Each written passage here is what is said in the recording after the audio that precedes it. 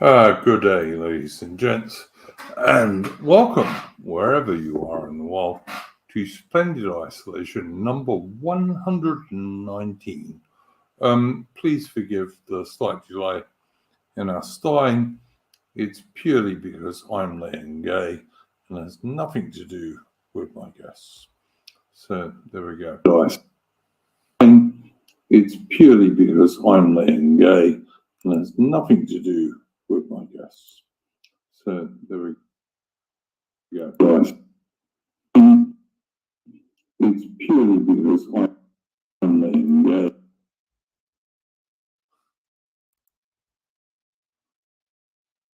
Yeah.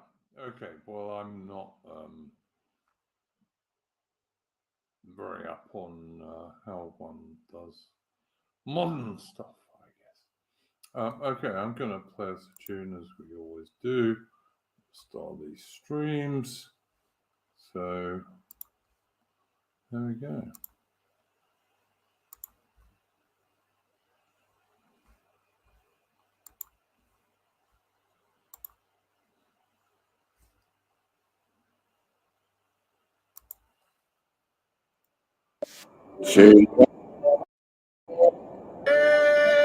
Send forth the best ye breed. Go bind your sons to exile, to serve your captives need, to wait in heavy harness on flood.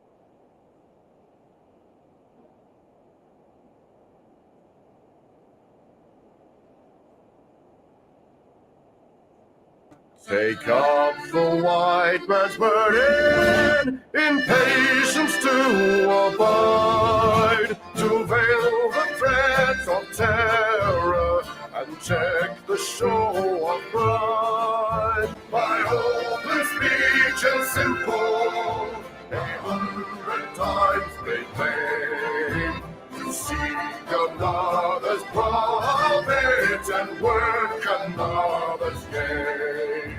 Take up the white man's burden, the savage wars of peace. Fill full the mouth of famine, and bid the sickness cease. And when your goal is nearest, the end for others sought, what's love that Eden for thee? Bring all your hopes to Lord. Take up the white man's burden, not tawdry rule of kings, but toil of serf and sweeper, the tale of common things. The ports ye shall not enter, the roads ye shall not tread. Go make them with your living, and mark them with your dead. Take up the white man's burden, and reap his old reward. The blame of those ye better, the hate of those ye guard. The cry of those ye humor, are slowly towards the light.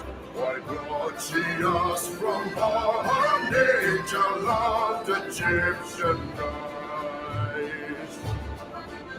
Take up the white man's burden, ye dare not stoop to less, nor call too loud on freedom, to cloak your weariness. By all ye cry or whisper, by all ye leave or do, the silent, sullen people shall wait on God and you.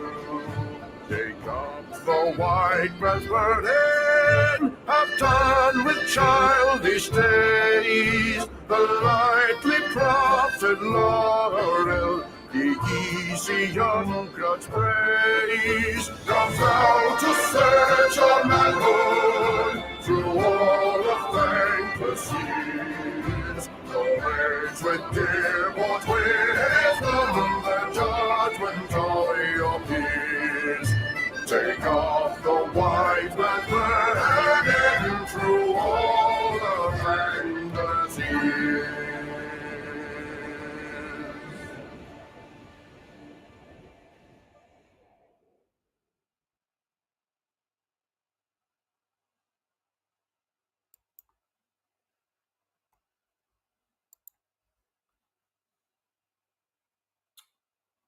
Fucking hell. And there we have the excellent Chris Gard, who is, by the way, a new farmer, which is why you've not seen him around much lately. He's not getting enough sleep, and he has too many in-laws around his place. And any of us who have been fathers will, how can I say this? We will commiserate with Chris Khan, but he is the new dad. So there you go. Raising a new generation of bad white people. So good on Chris Khan. All right.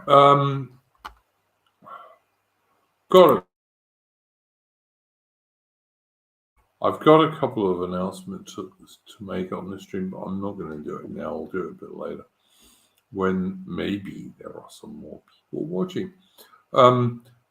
Mitch, you with the St. George avatar this week. How are you going, mate? Same old, same old. Which is what you say every single week. I actually think that's the absolute Midlands British reply to that question every week. Pretty much, yeah. But, you know, British Midlanders are also pretty successful. I mean, you know, it was the start of the British, well, actually the start of the Industrial Revolution all around the world. Yeah, loads of successful British Midlanders. It's not always like glass half full, is it? Half empty. Yeah, that's what I'm saying. It's not always that though, is it, Mitch? Depends on the day, I suppose. I mean, tomorrow, if I go on Twitter, it'll be a glass half empty. But I suppose for tonight, it'll be a glass half full. Cool bananas.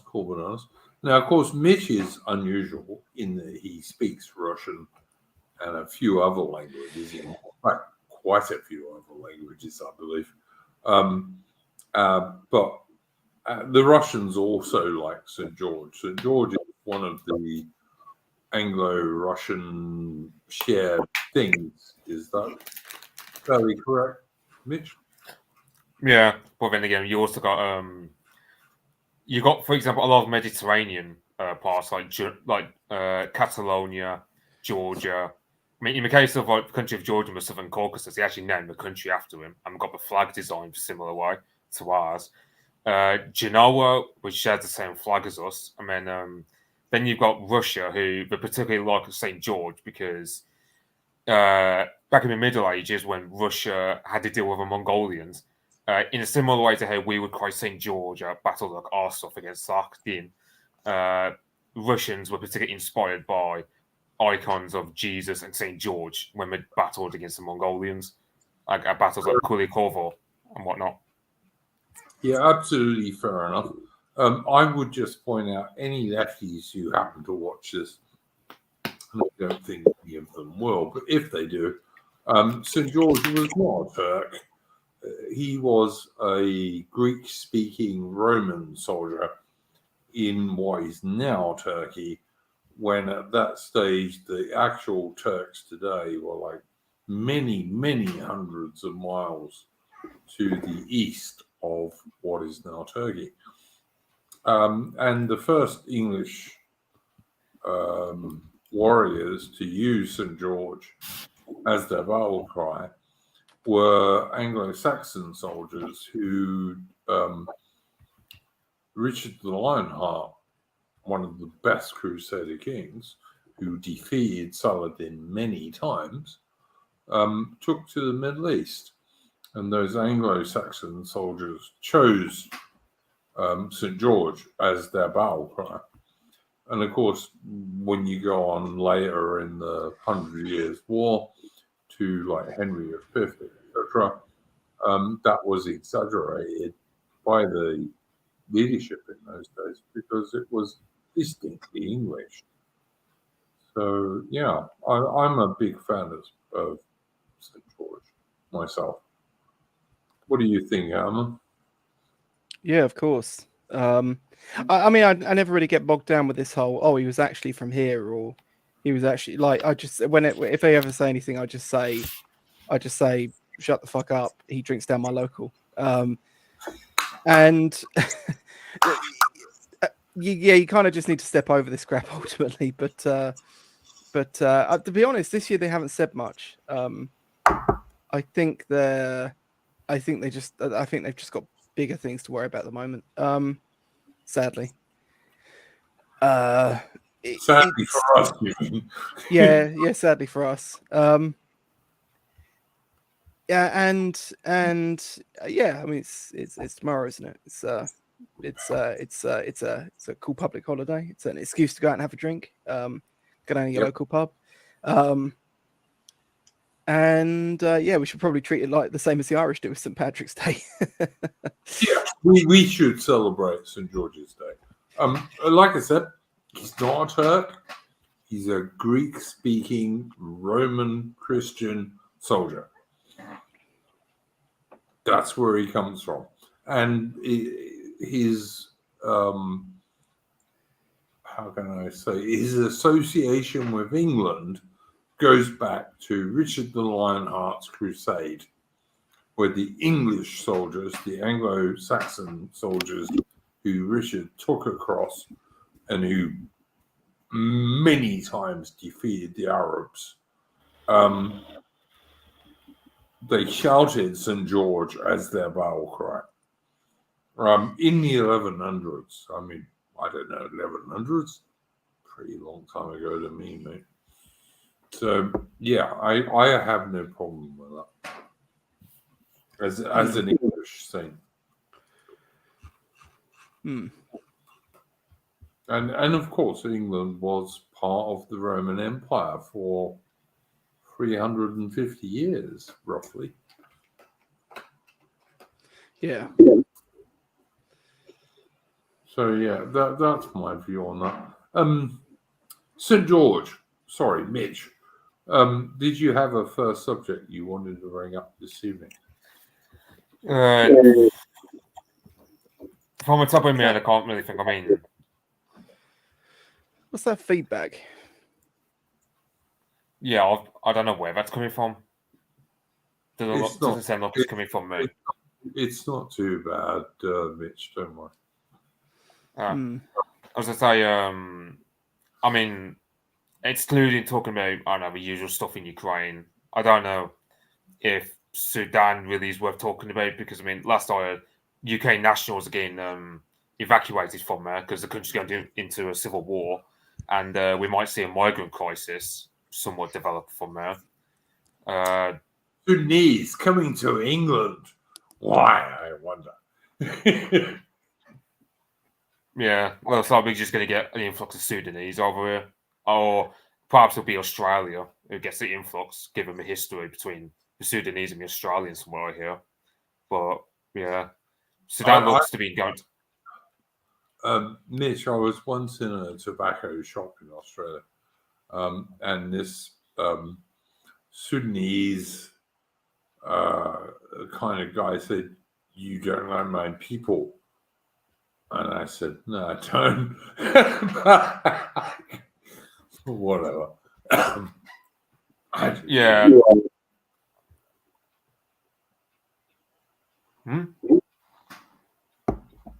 I don't know, man. I worry about all this. Yeah, last time with Sudan, I mean, I'm pretty sure it's like a situation where you have the Arab population who, because they're smarter than the majority black population, they generally rule over the place. But it's a weird situation where you got Arabs and Sub-Saharans who just hate each other over the country, and so that's why they're always fighting. It's like similar, like, because I mean, Sudanese, I'm pretty sure they used to be called Nubians by the ancient Egyptians, I believe. But like nowadays, it's Sudanese has an Arab minority who are very overrepresented in the levels of power because they generally are smarter, and I don't know, use the power a lot better. And then you got the blacks who hate that. I don't really know what's going on in Sudan other than one side being on the Russian side, geopolitically, of the government, who are allowing a Russian naval base to be set up alongside the Red Sea, whereas you got the rebels who are clustering around this sort of paramilitary unit, I believe they are, or special forces unit called the RSF, Rapid Support Force, and their entire gist is, from what I hear, they're pro-NATO or like they're aligned with the West because That's what I worked out is like the so-called rebels are basically CIA, kind of. Yeah, I've heard. So the RSF apparently they've been aligned with Wagner in the past, but judging by the fact that the RSF are anti the Sudanese government who support Russia, I'm guessing those ties don't really work as much anymore. And then last I heard, it was the Norwegian ambassador, I believe it was. He visited the head of the RSF. A day later, or a couple of days later, the RSF mutiny and pretty much start the civil war. That's what last I heard. I would always trust the Norwegian ambassador to be a fair dude. And yes, I am taking the piss. But yeah, I don't get this. Sudan has always been a place ruled by Egypt or Britain or somebody. Under the Brits, it was kind of pretty fairly ruled. But since then, it's been kind of not fairly ruled. Surprise, surprise. Because Africa, every time the Europeans leave it, goes back to let's just get as many slaves as we can. That's always the way Africa has gone, and I don't see it ever changing. And of course, the Arabs are exactly the same. The Arabs love African slaves, but every single male slave they get, they cut the balls off of so they can't breed. And they've done that for hundreds of years. But let's pretend that didn't really happen. Shall we? Yeah. I know with case of Sudan, it's you have what is it? Was it the Mahdiist War? I think it was called, like the Mahdi, where that was like a case of where we pretty much destroyed like, sort of Islamist extremists, I suppose you could call them. I don't know what we call them.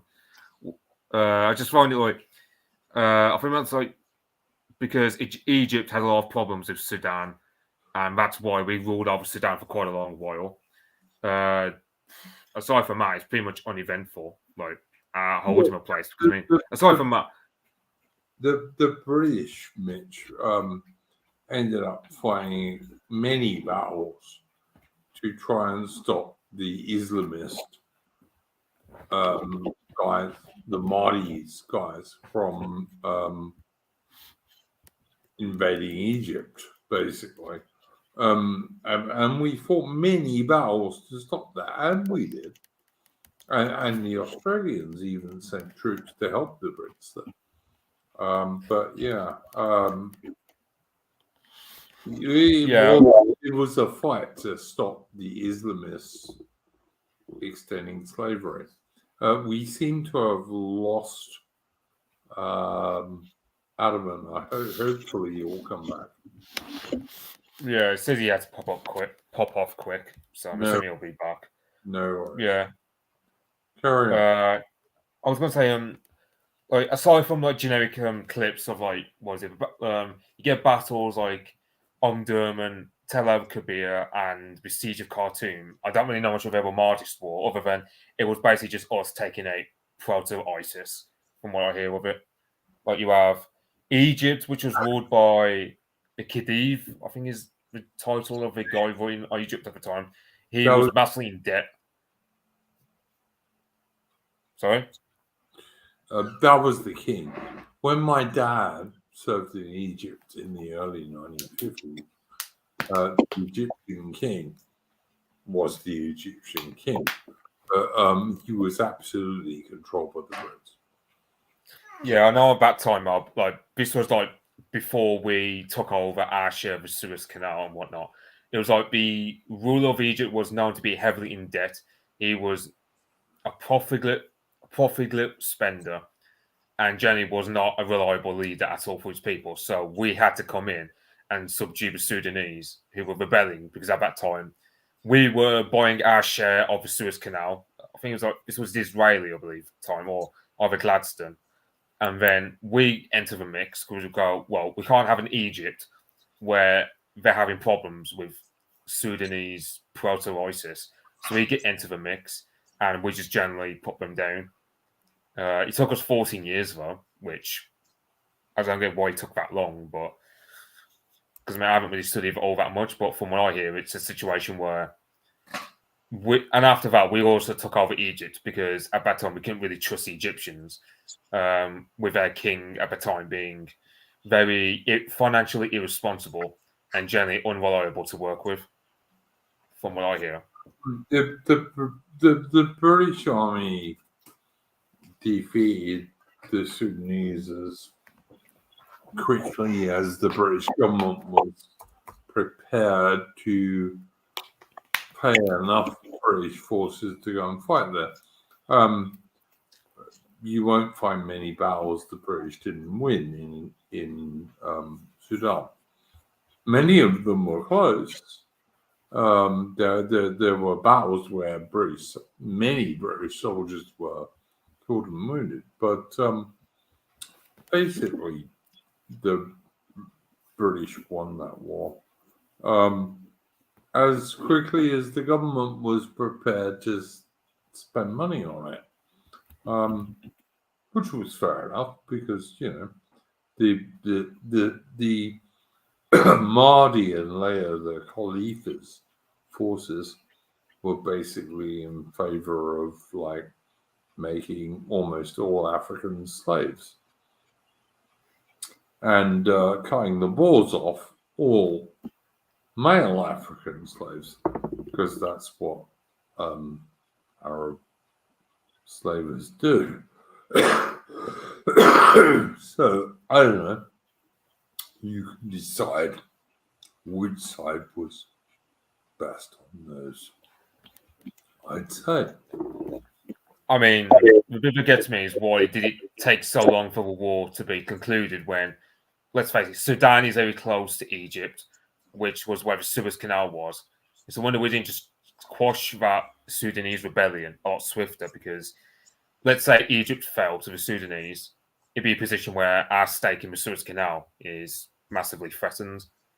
So it's a wonder that it wasn't like massive strategic area, even though, let's face it, Sudan is a pretty big country. It's most of it's desert. So I can't imagine it's easy terrain to fight in. But nevertheless, it's a wonder we didn't just quash the rebellion as soon as it became a threat, pretty much after Charles Gordon got killed off. Look, a British brigade of 3 battalions sent to the Sudan needs a hell of a lot of support. And also bear in mind, Disraeli, who was okay, had been replaced by that vile scumbag, the liberal guy who Gladstone. Yeah, I mean, like Gladstone was like not pro-British in the least tiny degree. Gladstone believed in a world government, in everybody just doing what the world government said. I detest Gladstone, to be honest. Grand old man he was called, but after Gordon was killed in Khartoum, people used to turn that around and say murderer of Gordon, which I think was much more accurate. Because the Brits could have rescued Gordon easily enough if Gladstone had not told the British generals to goes too slowly. He did. Oh, yeah. There's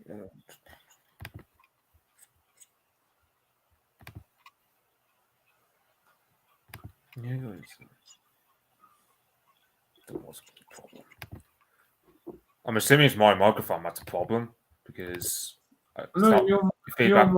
your mic's fine, mate. Don't worry. Yeah, I've just checked the settings and it looks like everything's in order. So don't, and I'm not hearing any feedback now. So I'm assuming I'm coaching.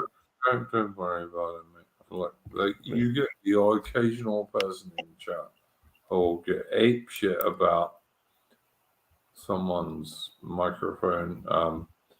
I find them quite annoying, to be honest. But carry on, mate. Yeah, I was just gonna say, so in chat, like, I know Egypt supports the Sudanese government. However, there was an airfield where all the Egyptian aircraft were to help the government, because the Sudanese government were bombing the RSF headquarters. However, the RSF came to attack towards an airport. Said airport fell, and all the Egyptian aircraft pretty much got blown up. So now Egypt is very furious at the Sudanese government. And also, this airport affords the RSF an opportunity to get weapons and aid coming in from the West. So it'll be a situation analogous to, when the nationalists in the civil war in Spain captured Sevilla, able to ferry their troops across the Strait of Gibraltar and get their crack troops and whatnot. So it looks like, at the very least, Sudan's going to turn into a full-blown civil war. It's going to last a while. So we might see something on. I don't know how. I think Sudan's got like 20 million people, I believe, from the last I remember of it. So we might see 10 million, for argument's sake, just up sticks, move through Egypt into Turkey, then into Greece, and try and enter their way either to us or to Germany.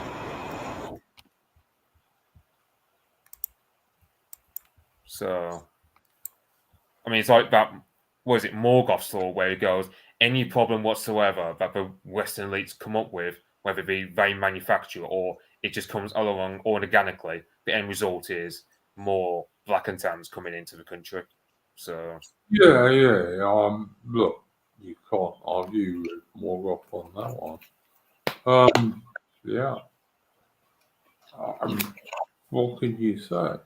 Like every single thing that happens in Western nations today is anti the main people of those Western nations. There isn't any argument about that, as far as I can work out. But I mean, okay. yeah. Oh, I just remembered. I don't know if you saw this article that was floating about where I can't remember the guy's name, but Morgoth was sharing it. He was basically saying, in 60 years' time, if mass immigration continues as it is, and of course, the systems of power spend their time, discriminating against whites in areas like Harvard in America or Oxford over here, and generally spend their time screwing over the white people who normally accomplish better at, let's say, engineering, for example. In time, you're going to get infrastructural collapse because it's a situation where your best performing demographic, i.e., the whites, because we generally are some of the best engineers out there from here in Britain and best electricians, etc. If you screw over the actual native demographic in favor of lower IQ demographics over time, alongside mass immigration, you're going to get the infrastructure just decay and decay and decay to the point where life becomes practically unbearable. Look, speaking as a dude who lived in South Africa from 85 to 2000, South Africa was absolutely the most advanced Western nation in the whole of the African continent. South Africa had nuclear weapons given by Israel, by the way.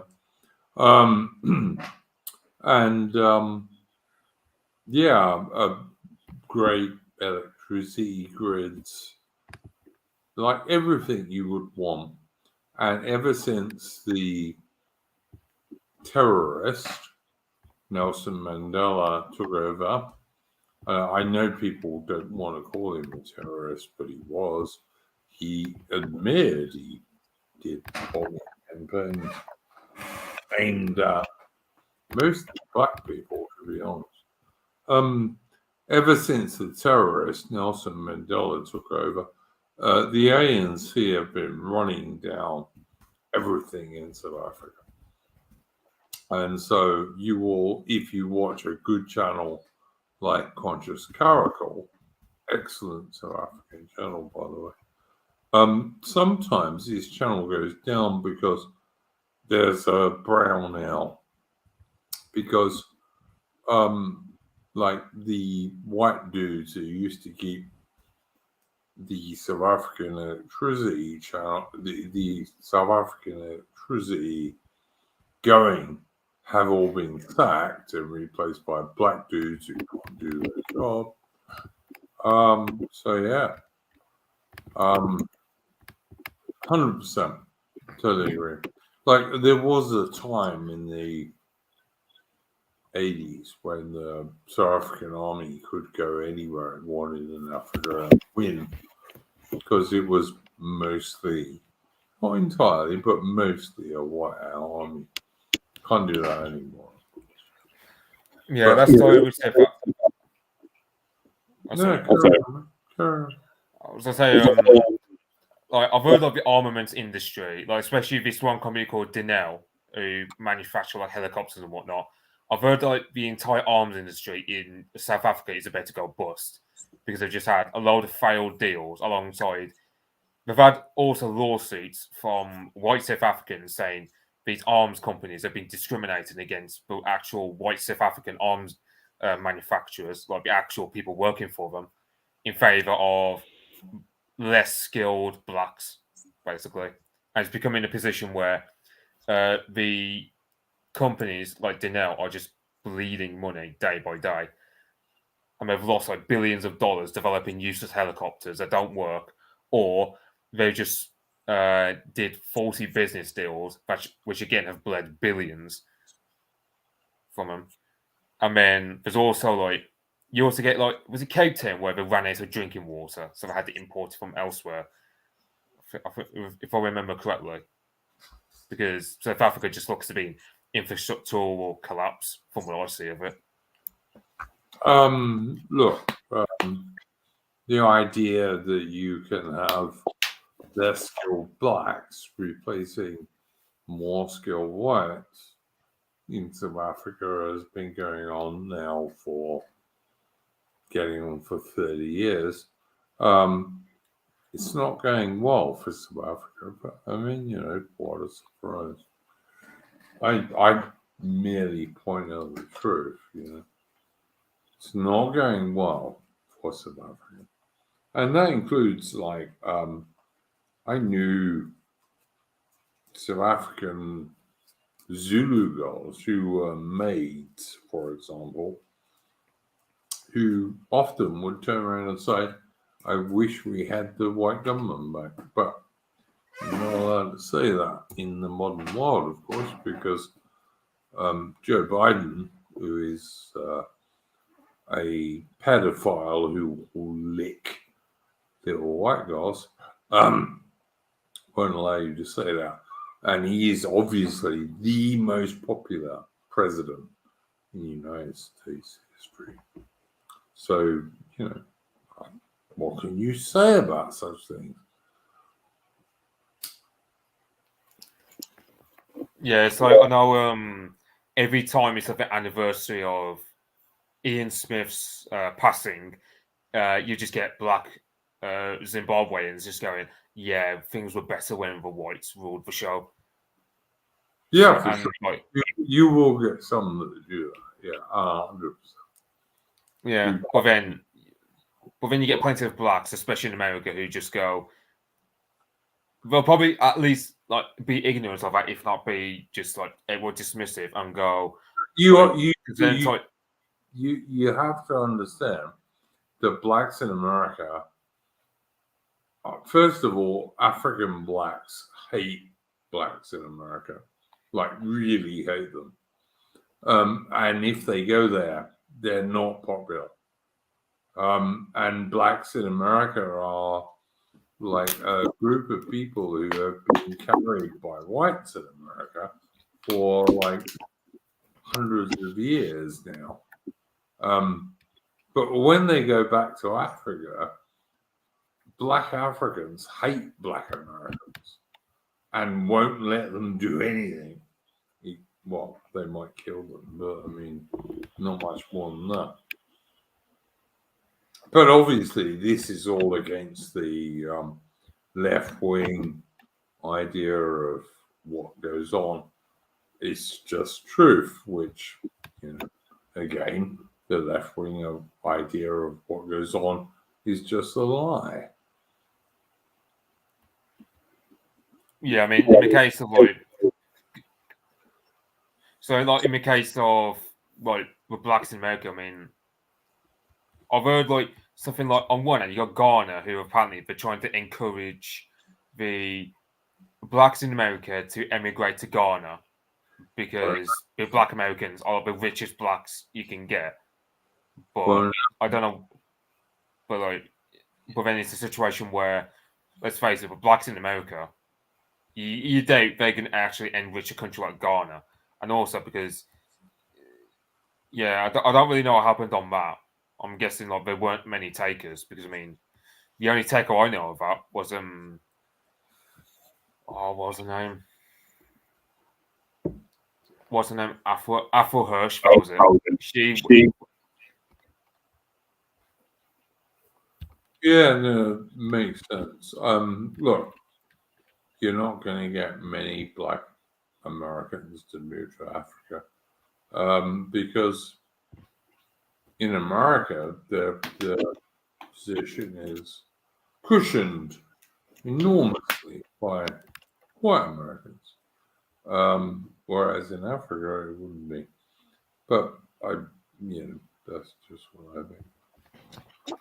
Yeah, I mean, in terms of American blacks, I mean, apparently there are small communities of them in countries like Cuba and Russia, based on like, but these are the black communists or Black Panther types who, like Angela Davis, probably are accomplices to murder or something. So that's why we go over there. But aside from that, black Americans just love to stay in America.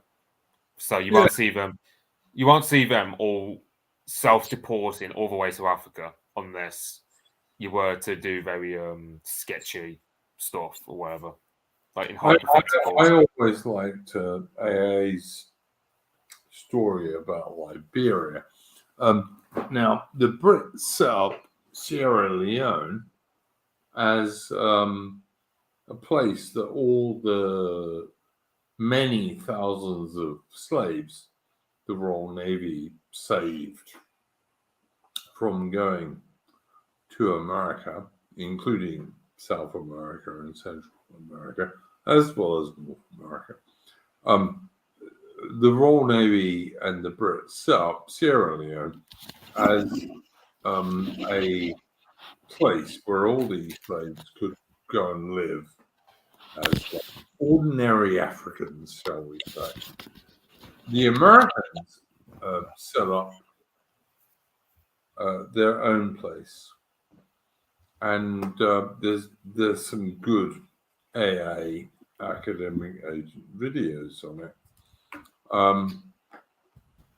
And in fact, the first things the American slaves, the American freed slaves, did when they arrived was to reinstitute slavery for all the local black Africans, which I thought was like kind of perfect in many respects. But yeah, all right. I think we're not going to do a long stream this evening because we seem to have lost Alan. And also have a couple of things to announce. First one is going to be doing a stream with Rupert August on Monday about the Anglo-Japanese Naval Treaty from 1902 to 1922.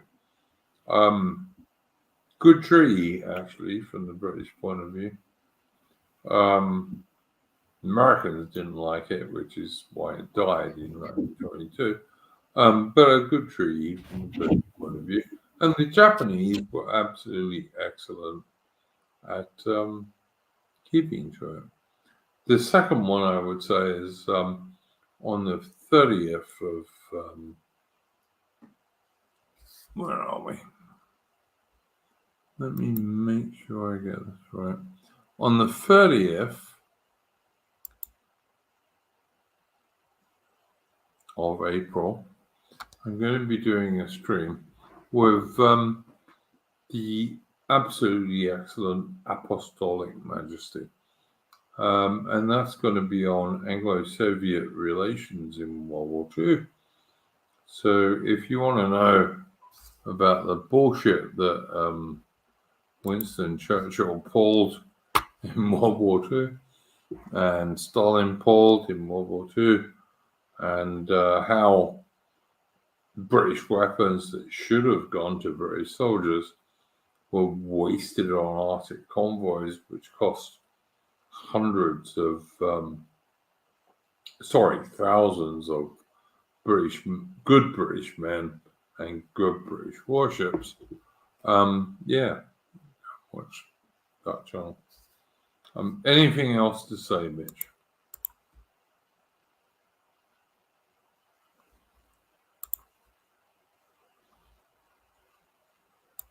I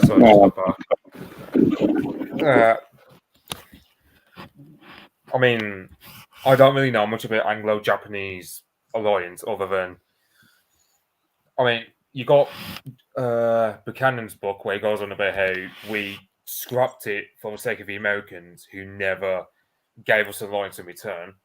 So that was a case of our geopolitical diplomacy going down the swanner.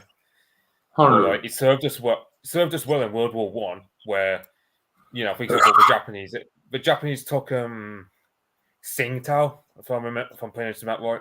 That German port. They did, but they also escorted all of the Australian and New Zealand soldiers to the west. They're like all of those Australian and New Zealand soldiers who were sent to Gallipoli, etc., were escorted by the Japanese. Yeah, I also heard. I think it was them who also crushed a mutiny in Singapore, where because the Sepoys of our Indian troops in Singapore did a mutiny, and the Japanese helped us quash it in the it was very as well. That was very minor, Mitch. To be honest, that would have been quashed anyway. That one was very minor. The other interesting thing is that when the Japanese captured Tsingtao, which was the German port you were talking about earlier, all the German captives from that port were prisoners of the Japanese for like 4 years, and they were all very well treated. You can go and find photographs online of these German soldiers who were prisoners of the Japanese, totally well treated. But then, of course, at that stage, Japan was involved with the British and like not on their own, if that makes any sense. Yeah, that makes it slightly more interesting when you factor in how they treated POWs in World War II. Which, you know, it's slightly curious how in World War One they didn't do that at all. They actually treated their prisoners very well in World War One. Yeah, and it's also I'm pretty sure we rewarded them quite generously as well, because we gave them all the Pacific Islands that were German colonies north of the equator to them. So they were also like fairly rewarded in Versailles. They were. And they absolutely were. And also, like, Japan even sent destroyer squadrons, like warship squadrons, to the Mediterranean in World War I. Japan was an absolutely, totally good and loyal ally to Britain in World War I. Where it's like, with the exception of, I think, like, with the exception of the German, and I think it's the only like navy that wasn't completely full of Anglophiles was the German navy. Aside from that, every other naval force in the world massively admired the English. For example, the Japanese navy, Italian navy, Austrian navy also admired us. The only navy where the officers weren't massive Anglophiles was the German navy, from what I remember. So, of course, I mean, you got to think Japan. Well, even the German Navy kind of liked the Royal Navy before World War One, but yeah, all right.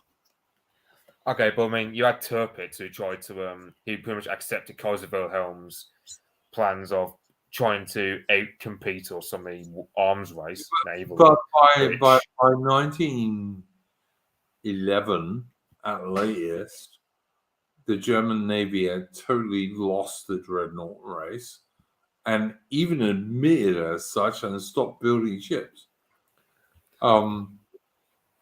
Because the Royal Navy and British shipbuilders were just so much more efficient than the Germans ever could be, that they just gave up in 1911.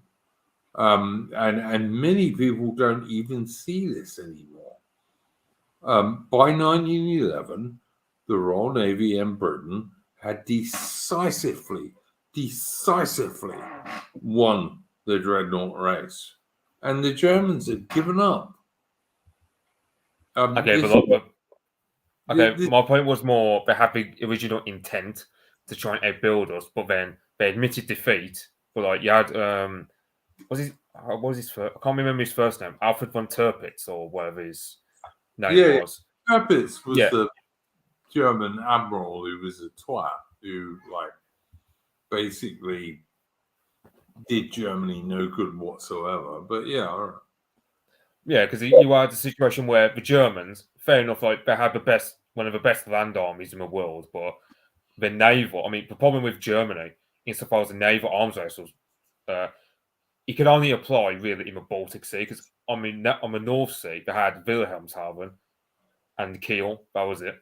They had only two big shipyards. The Royal Navy was like almost twice as large as the German Navy in 1916. So the German Navy had no chance. The German naval plan, insofar as it existed, was to try and cut off a little bit of the Royal Navy and sink it. But if the whole Royal Navy came out, the Germans had nothing.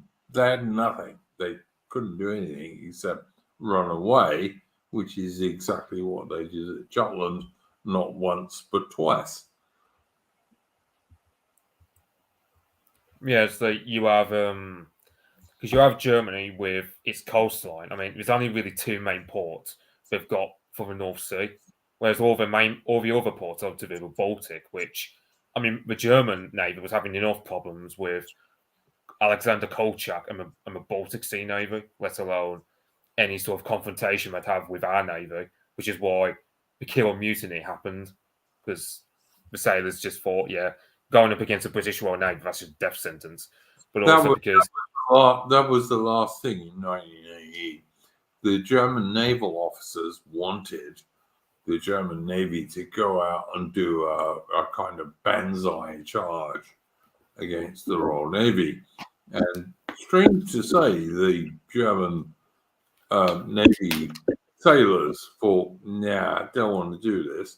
So they all went to Berlin and caused a revolution. Strange to say. Yeah, it's very similar to Russian Revolution, where the sailors were also the same. But the Kronstadt sailors also precipitated the revolution on the Bolshevik side as well as the one in February. So perhaps there's some sort of historical precedent where sailors often become like the first domino to fall for like sort of left-wing revolutions. I don't know. Somewhat curious. And yet in Britain, when there were what are sometimes called mutinies in the Royal Navy in the 1920s, and they were really strikes. A bit like in the during the French Revolution, the Royal Navy occasionally went on strike and said, "Nah, we're not sailing unless the French sail. And if the French sail, then all right, then we will." And the same thing happened in the 20s. And you get people, especially lefty communists, trying to turn around and say, "Oh, yeah, this was a Royal Navy mutiny." It wasn't. It was a strike. They were striking to get slightly better conditions. And for the most part, they did get slightly better conditions, which was fair enough, because the Brits are not into revolutions for the most part, which I often think is a good thing. And these days, I'm not quite so sure, but we'll see, I guess. I mean, people said the Russians would never do a revolution in 1917, but then history kind of proved us wrong, because before then, the Russians had only ever known sort of the Romanovs, I mean, Rurikhovich dynasty. They'd never experimented with republics like we had done under Cromwell. I mean, it wasn't to our taste, and then went straight forth back to monarchy. So, Yes.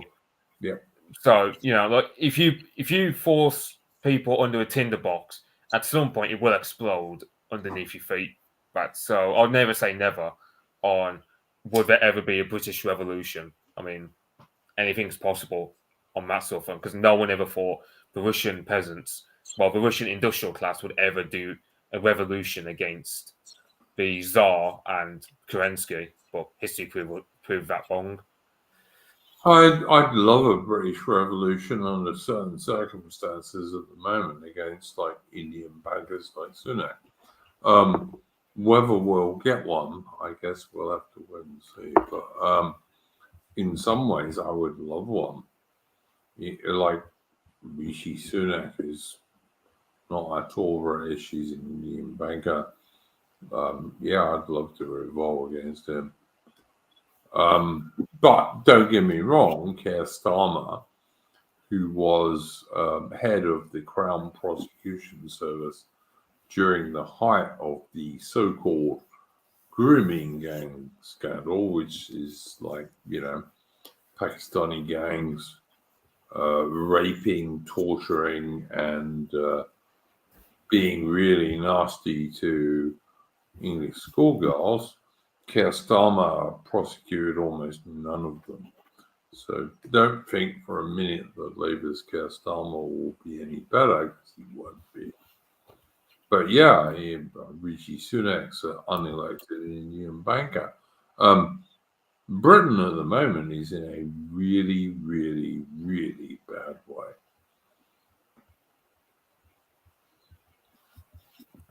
Yeah, I mean, sort of the UK, I mean, fair enough. We're not like the French, but I mean, to be fair, would we want to be like the French in terms of having like revolts and revolutions every 20 years?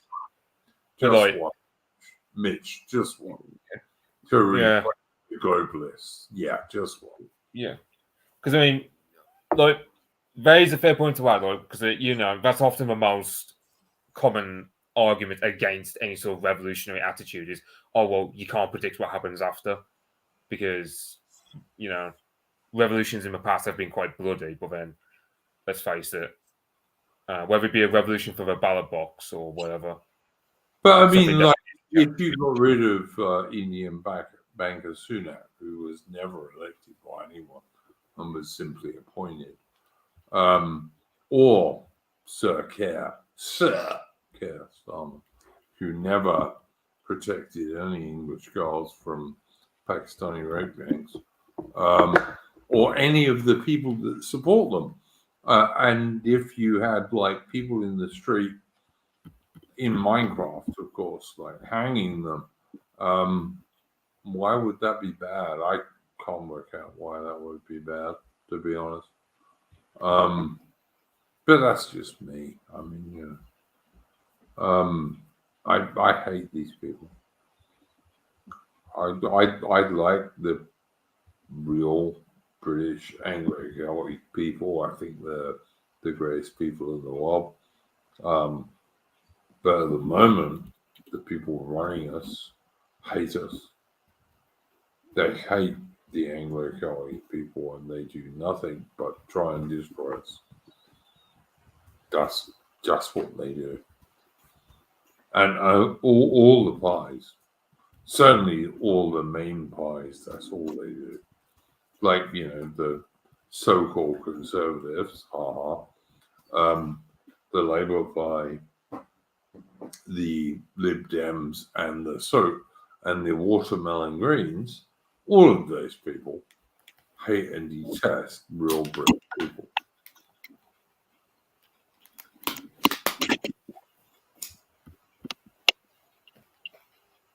Yeah. I was just can't think of another topic from the top of my head. I mean, I don't know when that Ukraine stream's going to happen because I mean, like week after next, I'll be available anytime. So I don't know what's happening.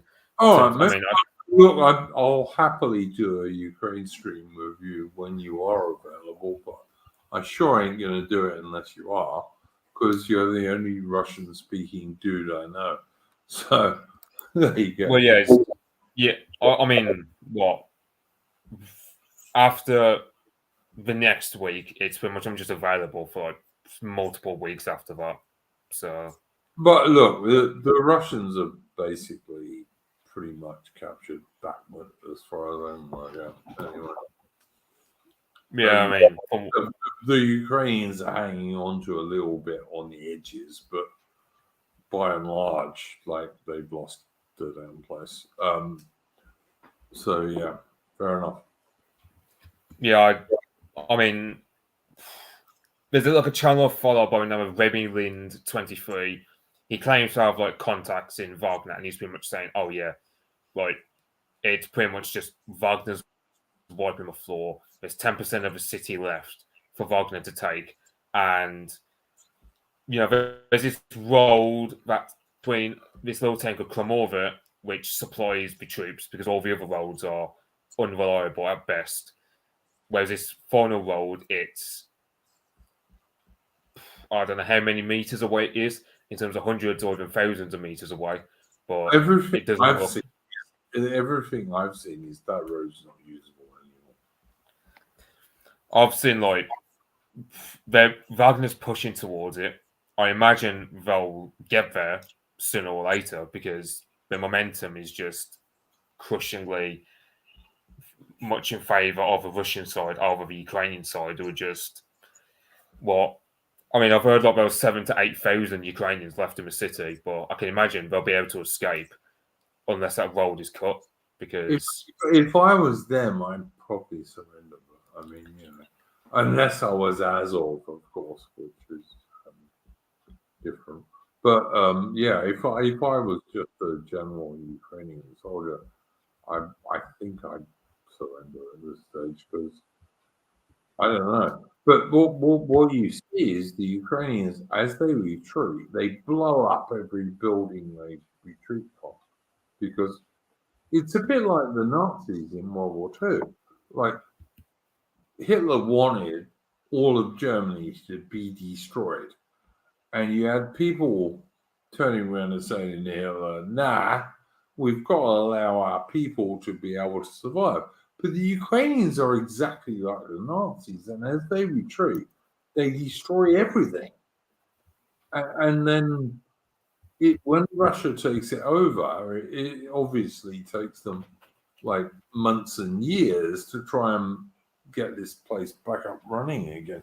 But apparently that's all right for the West if it's against Russia, which I just don't get. I like, you know, Russia ain't my enemy. I don't love Russians, But I don't hate Russians either. I mean, I don't care who runs Ukraine.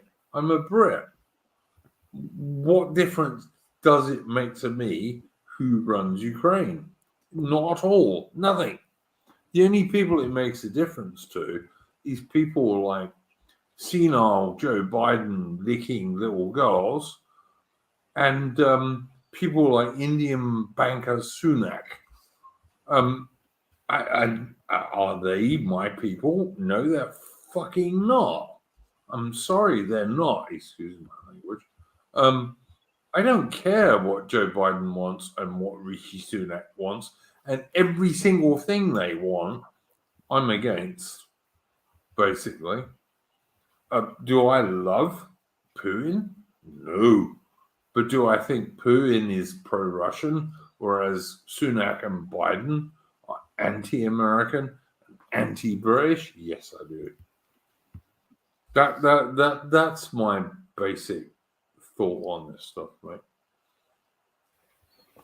Yeah, I mean, in context of like Ukraine is blowing up everywhere, I mean, it's like, yeah, it is similar. I mean, the thing is, the Ukrainians, on one hand, they're defending the land very ferociously, but then we also don't see it as their land at the moment, just because the people who stay behind in those areas from the land that is mostly Russian speaking.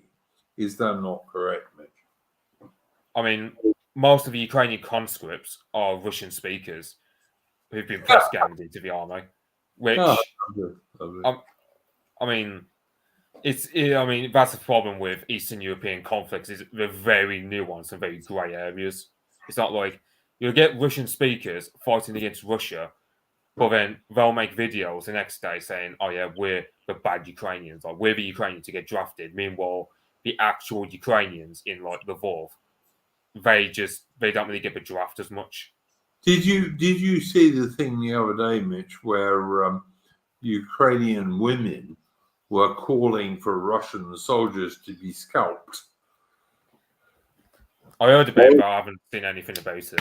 I mean, I haven't watched anything about it. I've heard about it, but it's just like insane to me, because like obviously these days Ukrainian women should be on the front line, but apparently Ukrainian women are calling for Russian soldiers to be scalped in the same way that red Native Americans did to American soldiers like under Custer and stuff like that. You know, it's just insane to me, man. I mean, there were videos last year of like these Ukrainian actresses having like those scythes for fields and with like replicas of Russian heads going, "Yeah, this is our bloody harvest. You know, we're going to extract all these orcs from our soil and all this." So disgusting. I'm sorry, just disgusting. Women shouldn't get involved in that shit at all. Yeah, whatever. Anyway, I don't see any chance of Ukraine winning this war. And at the moment, like this supposed Ukrainian counterattack, when it comes, I'm not sure where it's going to hit, where the Russians are not already prepared for it, to be honest.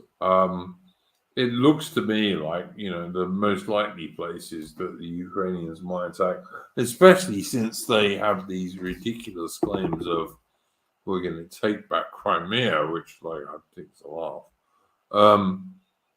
The Russians have like 2 or 3 defense lines already in place. So yeah, I don't know. Look, I'm not especially pro-Russian, but as an Englishman, Russia's an elephant, and UK should be, if it didn't have the current shite government it has, it should be a whale with a big Royal Navy, which it doesn't have. The Royal Navy is pathetically small these days, thanks to Rishi Sunak and the so-called Conservatives. But yeah, I don't care who runs Ukraine. It's not a British vital interest at all. And so far as I can tell at the moment, mostly what's happening is that Russia is liberating Russian-speaking people who want to be part of Russia and not Ukraine. So good luck to Russia. That's my thinking on that. Yeah, I don't know. On topic of like, for example, there's that story of like the Polish Leopard 2i, which had its turret come off, which helping, I saw which that.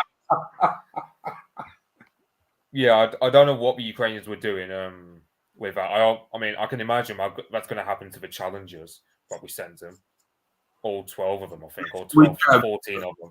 No, apparently it's 28, but all the armor has been removed from it. If you look at the Challenger tanks being painted in Ukrainian colors, all the armor virtually has been removed from them.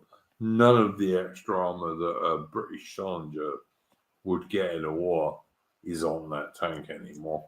And some people are saying to me, even some of the it's not called Chobham armor anymore, it's called something else.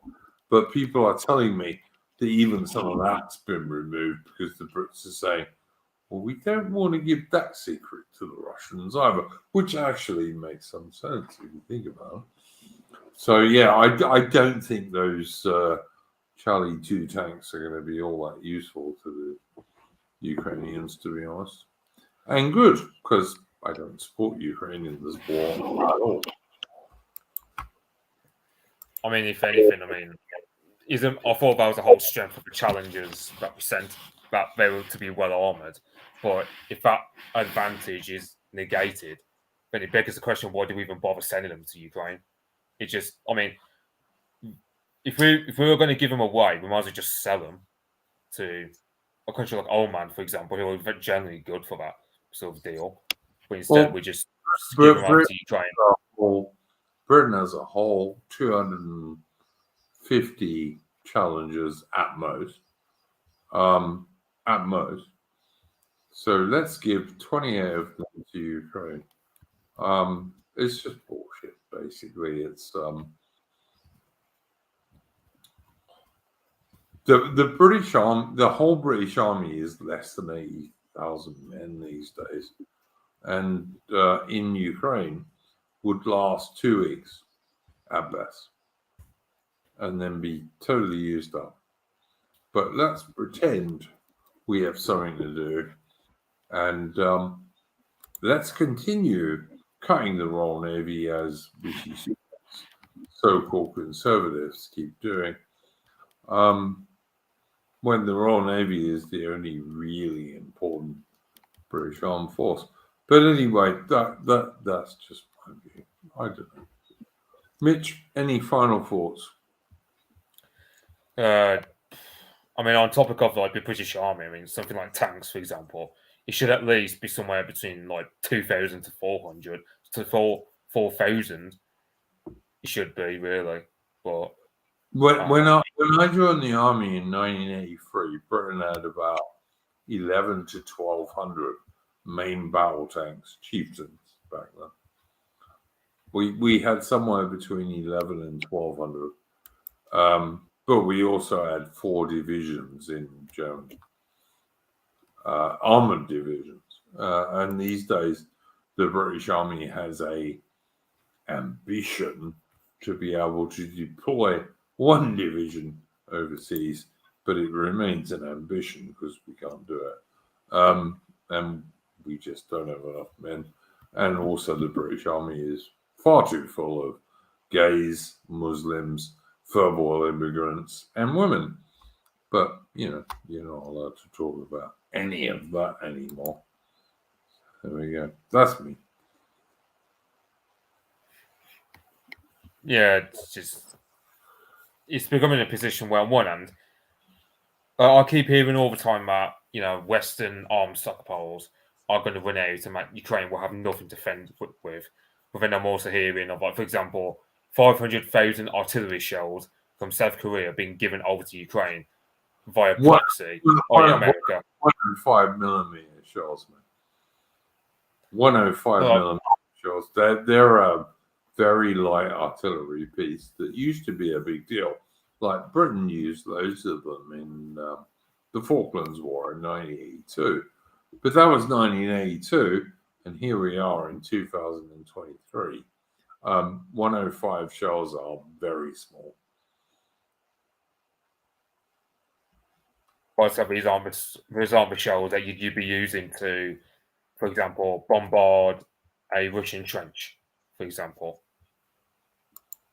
Yeah, look, put enough 105 shells on it, you'll probably collapse it. But 105 shells are like something which is small these days for most countries' artillery. Like the Russians use 152 mil, and everyone else uses 155. 105 is small and light these days. Yeah, but it's like with artillery, I mean, it's mainly you'll just be using it because, for one, it's quite inaccurate, but it serves the same purpose as a longbow in Battle of Agincourt, for example, where you meant to just pepper the enemy with it. But like, the thing is, with drones and what have you, you can be quite accurate with it. But obviously, a 105 millimeter shell is much smaller than a 155 millimeter shell. So, like, let's say 355 millimeter shells might knock in a huge amount of an enemy trench. But to do that with a 105 millimeter shell, you're going to need 10 rounds, not 3. So, yeah. I mean, in the case of my mind just went blank there. What was it? I was going to say some of it. I forgot all about it now. Well, with the case of the Ukrainian drones, from what I'm hearing, it's like 90% of them are disabled by Russian electronic warfare. So I'm hearing it's a position. I'm hearing that also, Mitch. Yeah, so I don't think Ukraine will have the opportunity as much as the Russians currently enjoy in terms of correcting artillery fire. Russia's winning the war. Anyone who thinks Russia is not winning the war is a moron. I'm sorry. The main reason why people argue about that is because the Russian progress is pathetically slow. I mean, it's only in Bakhmut they're actually doing anything, and the rest of the front is just all defense. Like, it's not really the Russian. Well, look, all right. You've had this Rasputia or whatever they call the muddy season in that part of the world, Mitch, yeah? So you've had this muddy season, which kind of stops armor and vehicles moving forward. And then you've got all this nonsense about the great Ukrainian counterattack, which has been absolutely signaled for absolutely months now. And if the Russians don't stop it, I will just lose all faith in the Russians, because they kind of should know what's going on here by now. And we'll see what happens in the summer. Like the summer in Ukraine, there's a reason that Barbarossa, the German attack on Russia, didn't start until July. And I suspect we might find the same thing in Ukraine, that whoever does do the next counterattack, and I hope and think it's probably going to be the Russians actually rather than Ukrainians, will start in July, because that's when the ground is as good as it's going to get. And you've got July, August, and maybe some of September before it starts getting fucked up again. But yeah, I guess we'll see. I mean, it's like what? Look, the Ukrainians were saying it's going to be in spring, this offensive of theirs, but then Bakhmut kind of blunted any chance of that because the Ukrainians, being the idiots they are, they just funneled all their forces into Bakhmut to just get bled dry by a PMC, pretty much. So now it's a situation where. But you've also got to look at these new Ukrainian assault brigades, in inverted commas.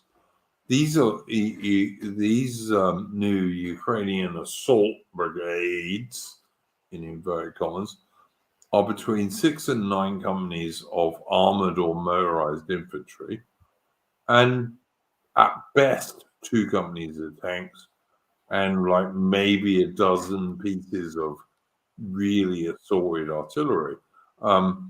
And all of them have different APCs and armored vehicles and tanks, MBTs, and either towed or SPA artillery, etc. Nightmare. Like, and they're not powerful. They're very little forces that, if they meet a pushback, are going to not go anywhere. They have no reserves. I'm sorry, they're not going to win. It's ridiculous. Yeah, I don't think. I think the longer the war goes on, the less chance Ukraine even has of getting anything positive in the peace process as well. Because absolutely, I totally agree with that, mate. I totally agree with that. Anyway, I think we've. I don't think Alman's coming back, because if he was, he would have been back by now. So we probably covered what we want to speak about, unless you have anything else you wanted to say, Mitch. I can't think of anything. All right.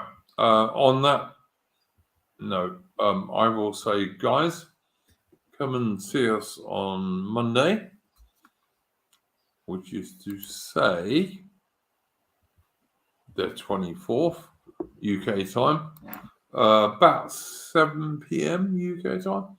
And I'll be doing a stream with a friend of mine. Hang on, gotta go and check something. There we go. A friend of mine, Rupert August, about the Anglo-Japanese Naval Agreement from 1902, which lasted from 1902 until 1922, when the Americans made the British get rid of it. That's going to be the first thing to go and check out. And on the second thing I'd like to say is on the 30th, I think it's the 30th, let me go and check. Yeah, on the 30th of April, I'll be doing a stream with the excellent Apostolic Majesty on Anglo-Soviet relations in World War II, and how well that went. So, yeah, I would like to agree with Mitch. Happy St. George's Day in advance, folks. And on that note, I'm going to play us out with a tune, as I always do.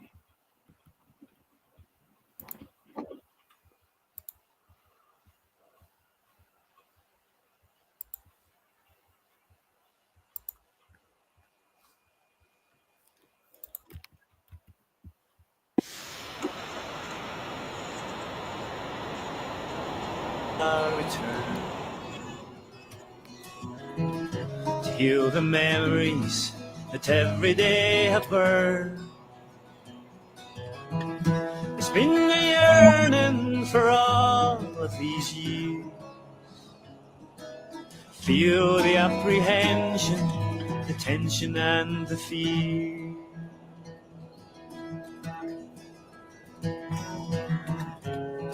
Oh, Stanley, so clear and so bright. Seems like days since we came into the fight. Feel the friendship that welcomes you so. Grateful for the sacrifice all those years ago.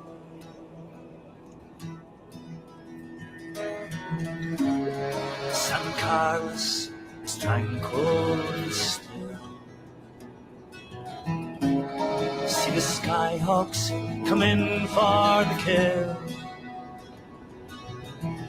Salute old comrades in graves where they lay. Rest in peace, my friends, we'll be with you someday.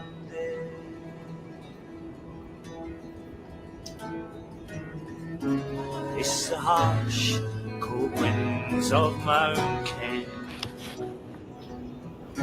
take the route where our company was sent. Ghostly voices, air worn and red. The noise and the gunfire still echo in my head.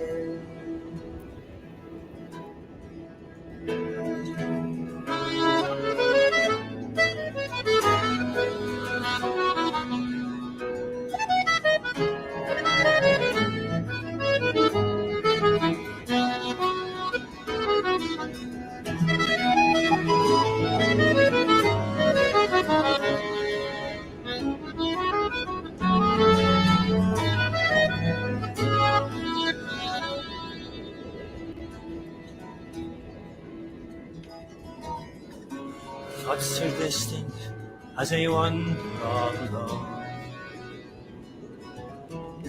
How the townships and the people have grown to be a savior from oppression and crime. To the pieces of a puzzle, my heart you have won.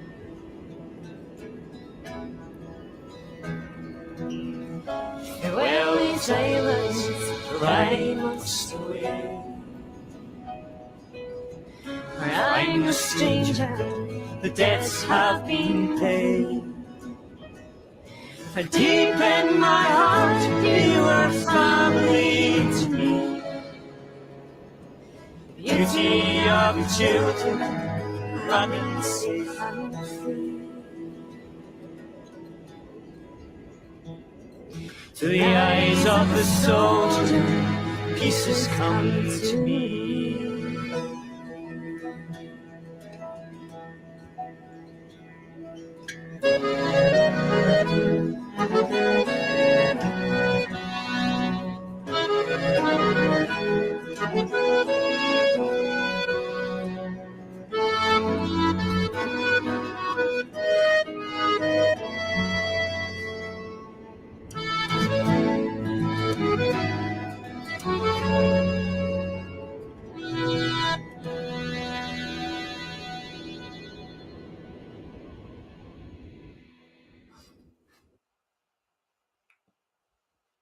Okay.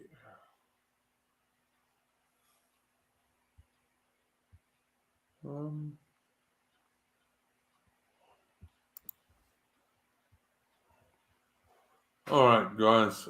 Thank you very much for joining us this week. Check us out on Monday for the Anglo-Japanese Naval Treaty.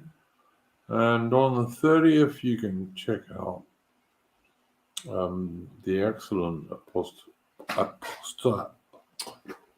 can't pronounce that even more than I can. Apostolic Majesty and myself talking about the relations between Britain and the Soviet Union in World War II. Anyway, go off. Check you next week. Never give up the fight. We ain't lost yet. So keep it up.